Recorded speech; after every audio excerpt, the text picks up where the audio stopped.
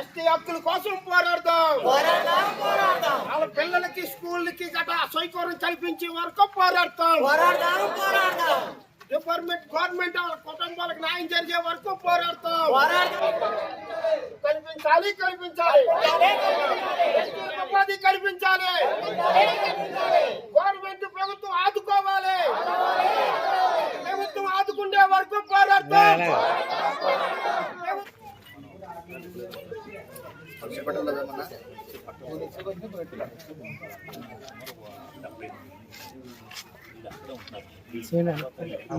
సోదరులరా, ఈవేళ తహసీల్దార్ ఆఫీస్ కాడ మరి ఈ నిరసన చేయడం జరుగుతుంది. కారణం ఏంటంటే వాళ్ళు నిరుపేదలు, బాగా తిండి లేని పేదవాళ్ళు కూడా.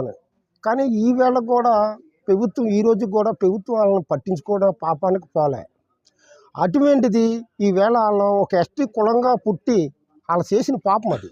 కానీ వాళ్ళ వృత్తి ఏంటంటే ఈవేళ ఎక్కడో వలస వెళ్ళి కొల్లూరు వెళ్ళి ఇటుక బట్టి పనులకి వెళ్ళి పని చేసుకుని వాళ్ళ కుటుంబాలను పోషించుకునే పరిస్థితి వచ్చింది. కానీ ఈ రోజుకి కూడా వాళ్ళకి మరి ఆ మునగల మేస్టర్ కాడ 70-80 సంవత్సరాలు అవుతుంది అంటున్నారు. మరి అటువంటిది ఈ రోజుకి కూడా మరి వాళ్ళకి నీడ ఉందో, లేకపోతే మంచినీళ్ళు తాగడానికి సౌకర్యం ఉన్నదా, లేకపోతే వాళ్ళ పిల్లలకి దారి ఉందా, లేకపోతే ఆ పిల్లలకి వాళ్ళకి స్వయంగా ఒక మార్గం ఉందా, అక్కడ బడి ఉందా, గుడి ఉన్నదని ఈ రోజుకి ప్రభుత్వం పట్టించుకోకపోవడం కారణం ఏంటండి? కానీ వాళ్ళ మరి 5 సంవత్సరాలు లేదు పిల్లలకి, సరే బతకడానికి మార్గం లేదు, ఉపాధి లేదు, పనిబాట్లు లేవు. కనీసం ప్రభుత్వం ఉందా లేదన్నది కూడా ఈ రోజు కూడా ఆ పెదలు ఉన్నదా లేదన్నది కూడా ఆలోచించి పాపనకు పోవట్లేదు. మరి అటువంటిది వీళ్ళకి ఓట్లే. అందరికీ నమస్కారం అండి. మేము గత 30-40 సంవత్సరాల నుంచి అక్కడే ఉంటున్నాము. మాకు సరైన రహదారి లేదు. రహదారి నిర్మాణానికి గత ప్రభుత్వం నుంచి పోరాడుతూనే ఉన్నాము. ఇప్పుడు మాకు స్కూల్ పిల్లలు వెళ్ళాలన్నా, మేము రాత్రులు హాస్పిటల్కి వెళ్ళాలన్నా సరైన రహదారి లేదు. రహదారి నిర్మించమని ప్రార్థిస్తున్నామండి. ఏలేశ్వరం మండలం గల ములగలమెట్ట గ్రామ కాపురస్తులందరూ మేమందరం యానాదులు ఎస్టీ కులస్తులు అండి. మాకు గతంలో స్థలాలు లేక మేము ఎంతో బాధపడుతుంటే గౌరవనీయులైన శ్రీ ఎలబండ సెలమయ్య గారు మాకు అక్కడ స్థలాలు ఇచ్చి మా అక్కడ చిన్న చిన్న పాకలు కూడా వేసుకొని నివసించండి, ఇక్కడే ఉండండి, మీరు ఏలేశ్వరం సిటీలో మీరు స్థలాలు కొనలేరు కాబట్టి మీరు ఇక్కడే ఉండండి అని చెప్పేసి మా అక్కడ స్థలాలు మాకు ఇప్పించడం జరిగింది. మేము పాకలు వేసుకొని మేము అక్కడే నివసిస్తున్నామండి. కాకపోతే మాకు స్థలాలు ఇప్పించారు. ఒక సంస్థ డైరెక్టర్ గారు మాకు బోర్ వేయించారండి. అలాగే ఒక సంస్థ డైరెక్టర్ ముప్పుడి నల్లబాబు గారు మాకు కరెంటు మార్గం చూపించారండి. మాకు దారి మార్గం మాత్రం ఎట్టి పరిస్థితులు మాకు దారి మార్గం లేదండి. మా పిల్లలు స్కూల్కి వెళ్ళాలంటే అక్కడ ఒక పెద్ద కాలం ఉన్నది, ఆ కాలంకి పట్టీలు వేస్తున్నారండి.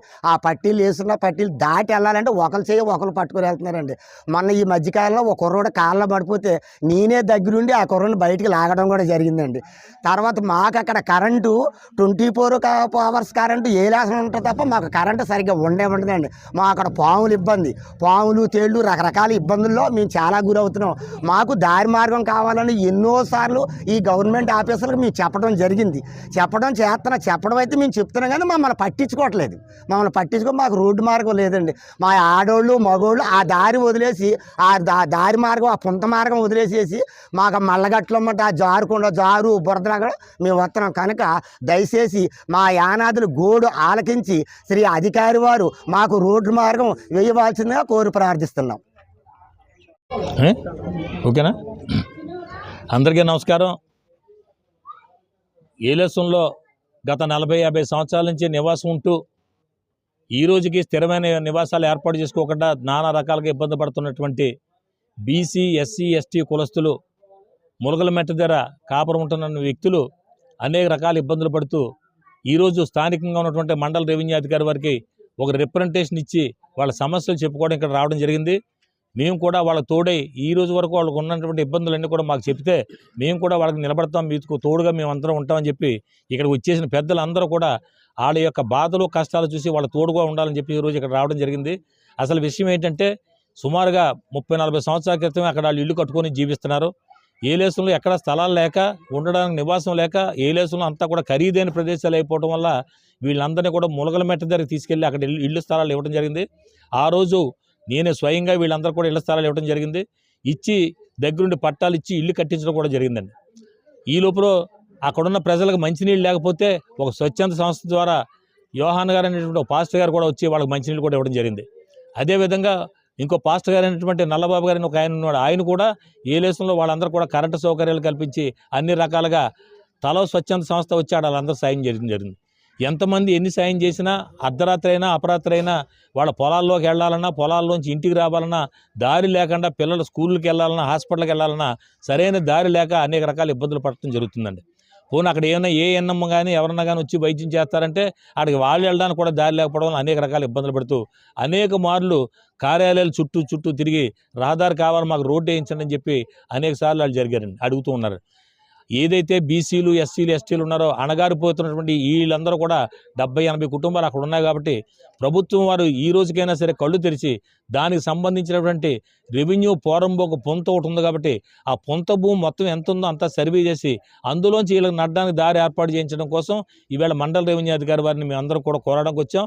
స్థానికంగా మేము ఎప్పుడైతే మేము అందరం వచ్చి ఎంఆర్ఓని అడిగాం, ఎంఆర్ఓ కూడా స్పందించి తక్షణమే అతి తొందరలో సర్వేని పంపించి మొత్తం అక్కడ భూమి, ప్రభుత్వ భూమి ఎంత ఉందో అంతా సర్వే చేయించి వీళ్ళకి దారి ఏర్పాటు చేసే కార్యక్రమం చేస్తాం.